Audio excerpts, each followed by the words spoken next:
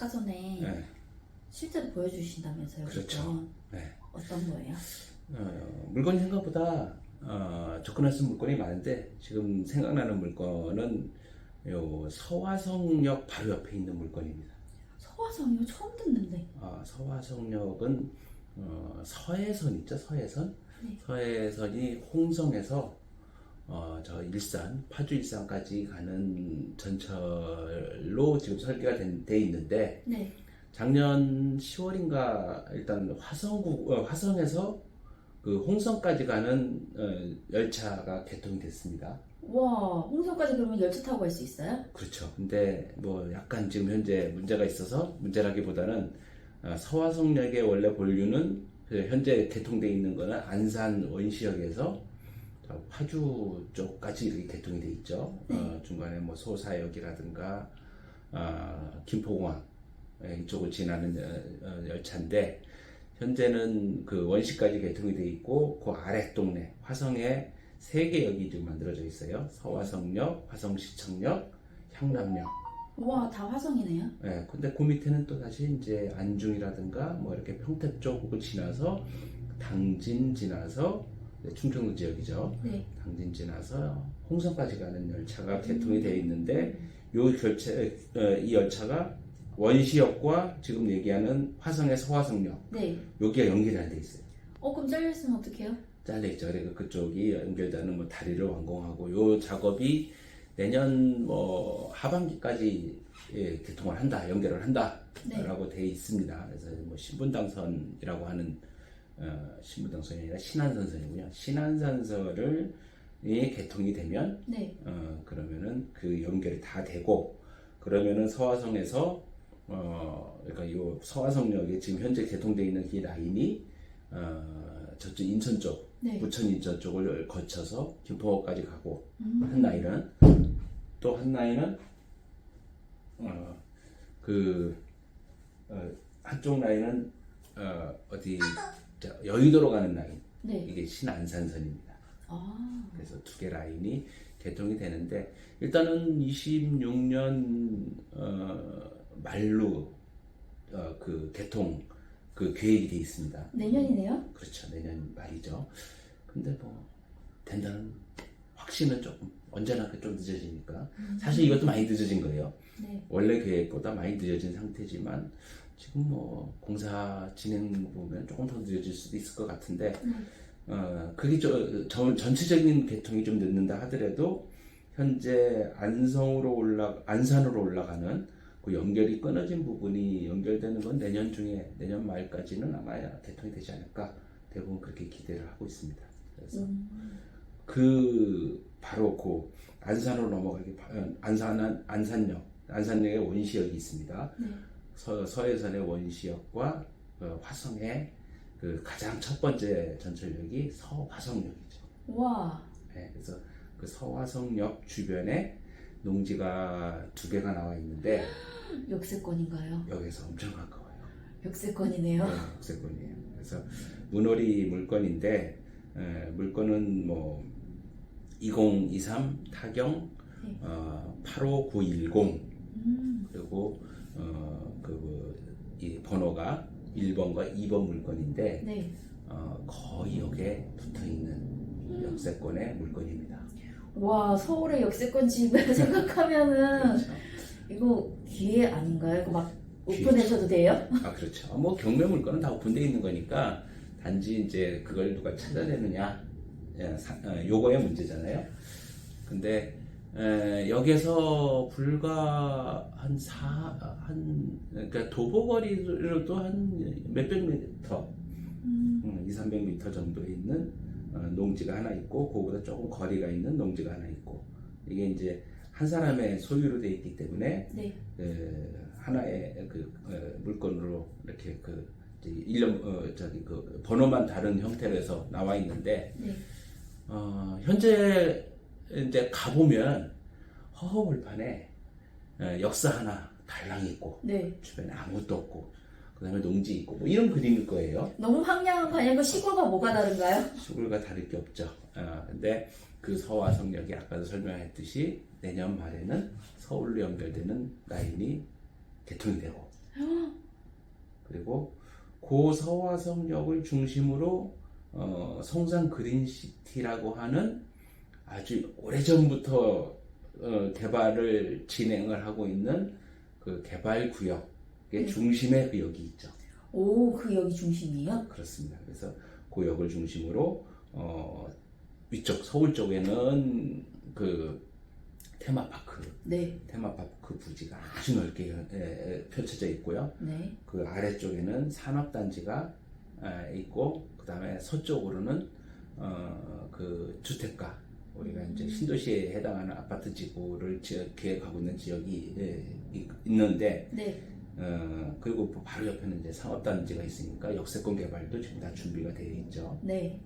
역은 개통돼 있고, 네. 역세권이라든가 모든 계획은 다 되어 있지만, 네. 착공과 완공이 우리가 참 어려운 숙제. 어려운 숙제죠. 네. 하지만 뭐 뭔가 그 안에서는 계속적인 뉴스가 나옵니다. 네. 뭐 예를 들어 테마파크 착공이 뭐 언제 일어난다. 네. 이런 뉴스가 나온다면 뭐 일단은 지금 현재 만들어져 있던 그 가격에서 갑자기 30%가 확 뛰는 그런 주제들은 지금 현재 준비되어 있는 건 많죠. 준비되어 있는 건 많은데 언제 터질지 모른다? 언제 들지 모른다.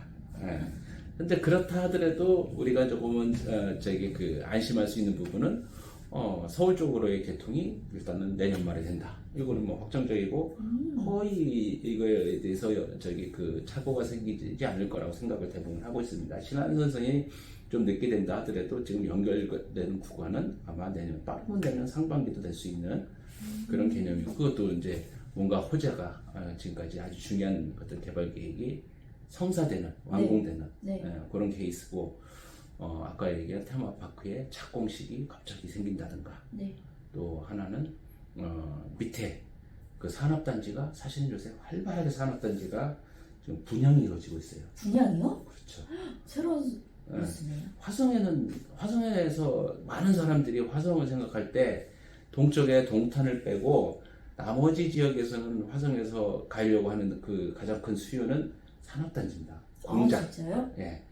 우리나라의 모든 공장을 가지고 있고 공장에 대해서 확장 내지는 이전을 생각하는 사람들은 네. 화성의 공장을 갖고 싶어 하죠. 오, 왜요?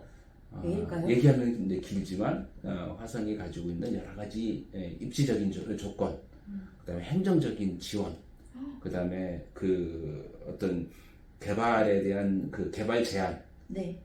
개발을 제한하는 것이 많지 않은 부분들, 뭐 여러 가지, 그리고 이제 수도권에 그 인력이 풍부한 것들, 네. 여러 가지 장점들이 있죠. 그리고 우리나라의 가장 대표적인 반도체 단지 화성의 삼성전자라든가 네. 뭐 고덕이라든가 뭐 이런 가까운 곳에 우리나라의 핵심 대기업 반도체 단지가 있다는 거, 이런 모든 것들이 화성에 공장을 가져야 된다라고 하는 당위성을 어느 정도 뭐 욕구를 갖게 만드는 네. 요인이 되고 있죠.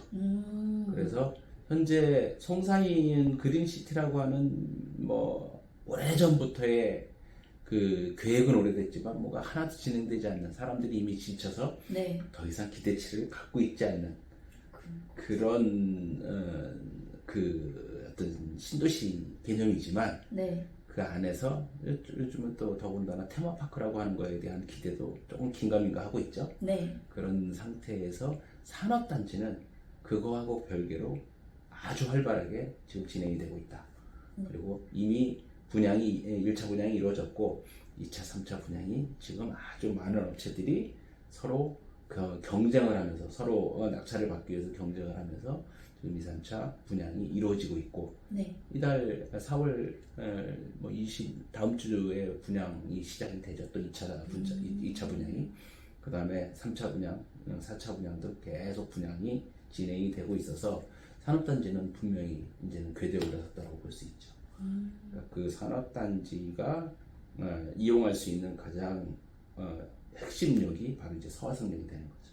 그렇죠. 서화성역이 뚫리면은 물류의 그 자유가 생기는 건가요? 물류도 물류지만 사실은 이제 그거보다 더 수월한 거는 사람의 이동이죠.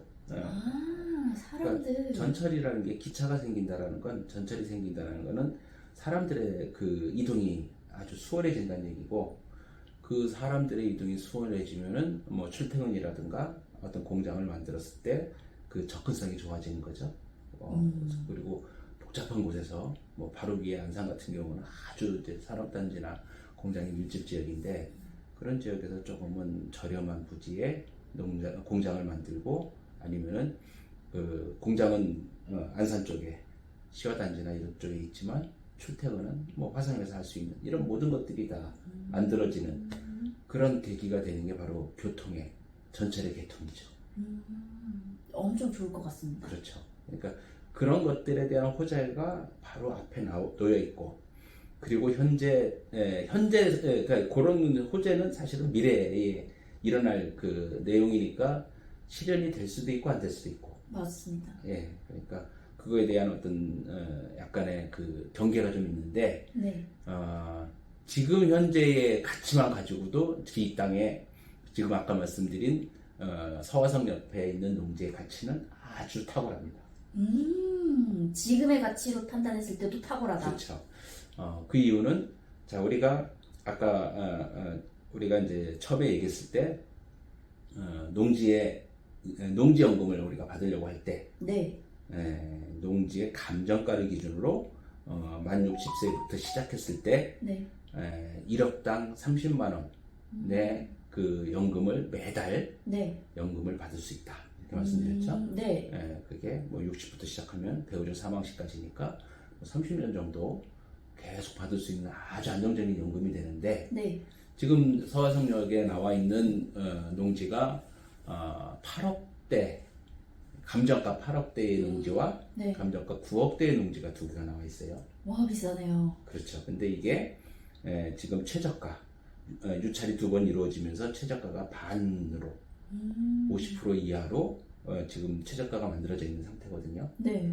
최저가의 낙찰을 받을 수 있다는 보장은 없지만, 네. 만약에 최저가에 예를 들어 8억짜리를 4억에 받았다.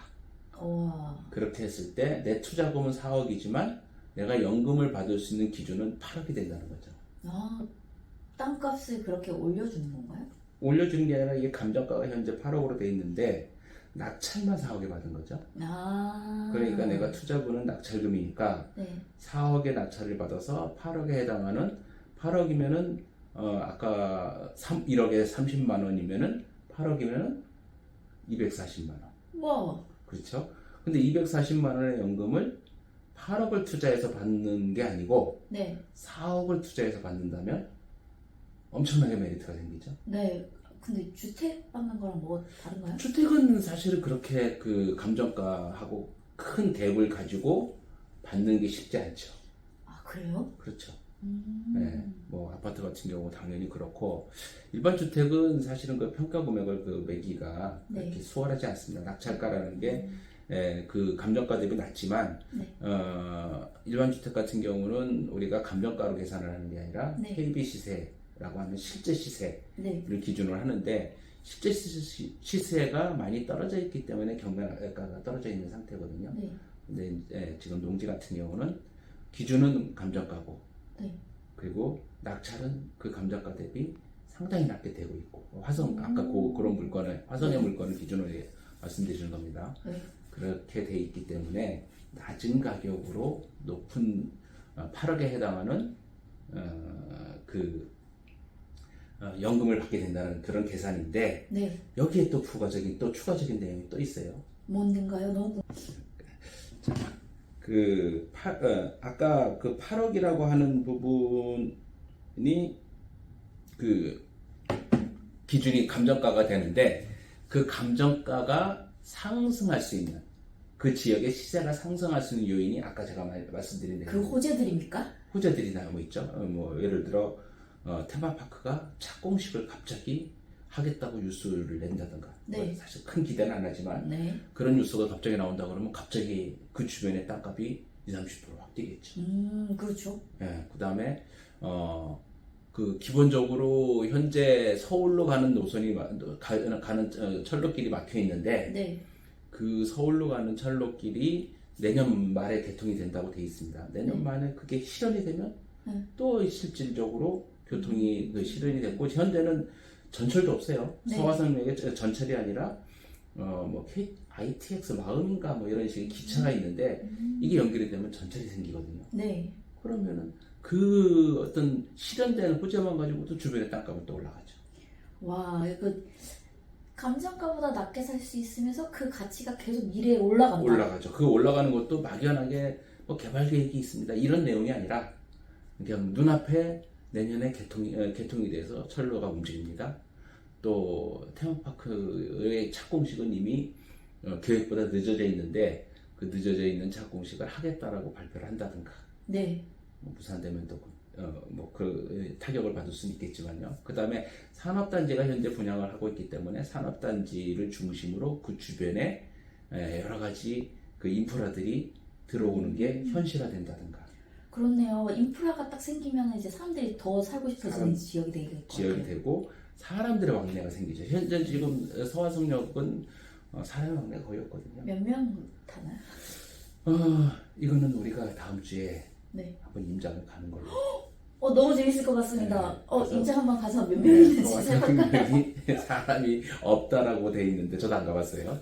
사람이 거의 없다고 얘기했죠. 네. 내리는 사람도 없고 타는 사람도 없고. 음. 거기에 근무하는 사람만 있다. 오. 그렇게 돼 있는데 그런 거를 좀 보고 그리고 주변에 그 테마파크가 허허벌판이겠죠. 네. 그런 거에 대한 내용도 좀 보고 산업단지가 너무 크고 멀어서 잘 보일지 모르겠지만 한 번 더 그쪽도 한번 화면에 담아보고 우리 물건 제가 말씀드린 이 물건이 두 개가 있어요 거기에. 네. 아까 그 이제 여기에서 아주 가까운 절대농지 농업진흥구역에 해당하는 농지 거의 역세권이죠. 네. 그 농지가 있고 거기서 조금 멀지만 절대농지가 아닌 농지. 네. 이 두 개를 조금 우리가 도보로 가서 실제 여가구의 거리들을 좀 보면서 얘기를 하면 현실적으로 많이 와닿지 않을까. 그럴 것 같아요. 지금은 약간 뜬구름지 않는 얘기예요. 네. 어떻게 그게 가능해? 라는 생각? 그렇죠. 예. 네. 그래서 뭐 조금은 우리 희망적으로 8억짜리가 10억, 11억, 12억 막 이렇게 돼버리면 그것도 단기간 내에 이거 지금 아까 그 개통이나 이런 거에 의해서 8억짜리가 감정가 8억짜리가 감정가 10억이 되고 네. 11억이 되고 12억이 되고 이렇게 되면은 우리가 농지연금이라고 하는 걸 4억의 낙찰을 받은 거가 2배의 가치를 기대하고 들어갔는데 3배가 돼버린다면 하긴 농지연금이 한계치가 300만 원이기 때문에 네. 그 300만 원을 넘어가 버리면은 네. 300까지밖에 못 받죠. 240이 300이 돼버리는 그러니까 300 정도의 가치를 만드는 건 어렵지 않을 거고 네. 또 이제 이거를 방법을 필지를 분할을 시켜서 네. 부부가 각자 소유하는 방법으로 가면 네. 부부 각자 300까지 받을 수가 있거든요. 편집해야죠. 너무 꿀팁이라서 이런 네. 꿀팁 막 알려줘도 돼요? 뭐 꿀팁은 맞는데 이게 무슨 나만이 아는 정보가 아니라 이제 전 처음 들었습니다. 처음 듣죠. 그러니까 관심 있는 사람들은 좀 어느 정도 아는 내용들이에요. 그래서 무슨 뇌피셜이라든가 뭐 이런 개념의 내용이 아니라 네. 이미 어느 정도 공론화되어 있는 내용인데 네.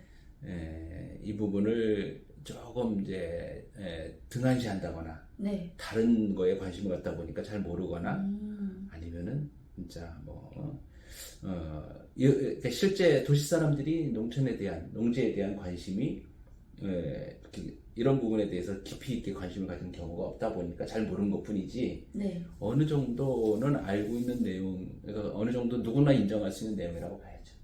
저는 초보라서 그런지 네. 처음 들어서 너무 신선했습니다. 신선하죠. 그래서 이런 거에 대해서 조금 더 캐 들어가면 농업이라고 하는 부분이 연금을 받아서 우리가 이제 농사로 어떤 수익을 내는 게 쉽지 않다고 얘기하죠. 네. 그러니까 힘도 들고 네. 그 다음에 그 힘든 거에 비해서 생각보다 많은 금액이 안 나와서 그거 갖고 힘들고. 네. 근데 연금이 나오고 거기에서 농업을 하고 그러면은 뭐 그렇게 경제적인 거에 네. 얽매이지 않고 내가 농사를 조금은 수월하게 네.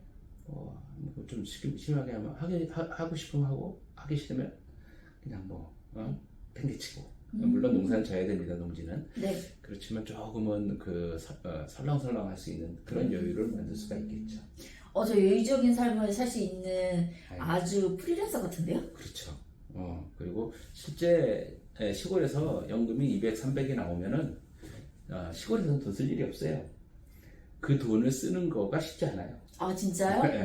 도시에서는 200이 큰 돈이 아니지만 네. 시골에서는 뭐 먹을 거는 충분히 그 농지에서 다 나오고, 그러니까 내가 그 농사를 짓지 않는다 하더라도 받을 수 있는 것들이 많기 때문에 뭐 그런 것들을 다 감안하면 되게 농촌이라고 하는 부분은 그러니까 살 때는 그렇게 그 경제적인 거에 대해서, 그러니까 내가 쪼들리 그 기본적인 연금이 있을 경우는 상당히 여유 있게 살 수 있는 곳이 농촌이죠. 서로 도울 수 있는 기회도 있군요. 그런 것도 있고요. 아. 그래서 시골에서의 연금 200은 상당히 큰 금액입니다. 네, 그럴 것 같습니다. 네. 그리고 미래가 너무 불투명하게 보이는데 네. 약간 농부가 돼도 괜찮은 미래가 보이는 것 같습니다. 맞습니다.